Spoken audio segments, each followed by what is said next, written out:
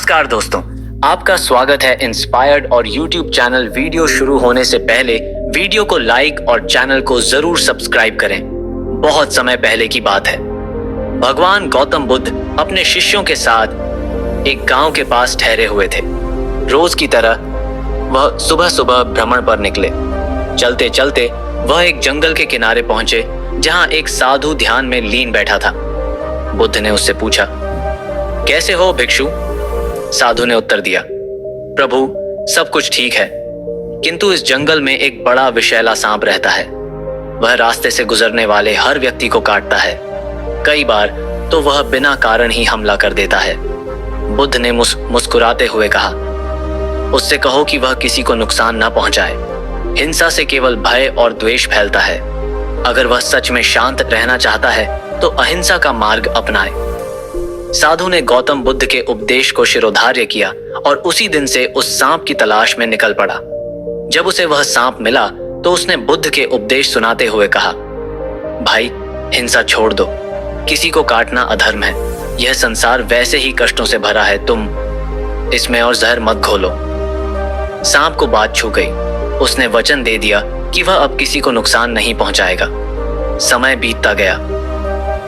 कुछ महीनों बाद बुद्ध फिर उसी रास्ते से लौटे। उन्होंने देखा कि वह सांप जो कभी फुफकारता और डर का प्रतीक था, अब बिल्कुल दुर्बल, घायल और भूखा पड़ा था। उसका शरीर धूल से सना था और आंखों में पीड़ा साफ झलक रही थी। बुद्ध उसके पास गए और करुणा से पूछा, क्या हुआ तुम्हें? तुम इतने कमजोर क्यों हो गए हो? सांप ने बड़ी पीड़ा से कहा, प्रभु मैंने आपके उपदेश का पालन किया। मैंने किसी को काटा नहीं, डराया भी नहीं, लेकिन अब गांव के बच्चे मुझे पत्थर मारते हैं, लोग मुझे लाठी से पीटते हैं। अब मेरे पास कुछ भी नहीं बचा, ना शक्ति ना सम्मान।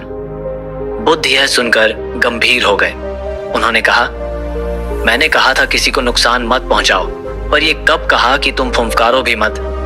फुंफकारना कोई हिंसा नहीं है। यह तो बस यह जताना है कि तुम जिंदा हो, जागरूक हो और अपनी रक्षा कर सकते हो।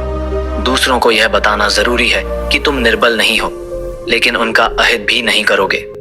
फिर बुद्ध ने शांत स्वर में आगे कहा, बिना सोच समझे किया गया भरोसा आत्महानि का कारण बनता है। जीवन में विनम्रता होनी चाहिए, पर आत्म संरक्षण भी उतना ही जरूरी है।